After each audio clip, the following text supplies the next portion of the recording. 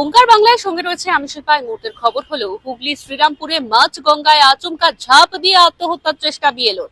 জানা গিয়েছে টিটাগড়ের বাসিন্দা ওই ব্যক্তি কাঁচরাপাড়ার এক স্কুলের ভারপ্রাপ্ত প্রধান শিক্ষক।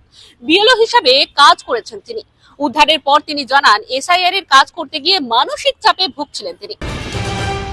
সুপ্রিম কোর্টের নির্দেশের পরেই শনিবার বৈঠকে হাইকোর্টে বৈঠকে বসবেন প্রধান বিচারপতি। জুডিশিয়াল অফিসারদের তত্ত্বাবধানে হবে বাকি এসআইআর প্রক্রিয়ার কাজ। এসআইআর এ বিচারক নিয়োগে সুপ্রিম কোর্টের নির্দেশ। মুখ্য সচিব, সিইও, ডিজিপির সঙ্গে প্রধান বিচারপতির বৈঠকে থাকবেন কমিশনের শীর্ষ আধিকারিক, অ্যাডভোকেট জেনারেল, অতিরিক্ত সলিসিটর জেনারেল।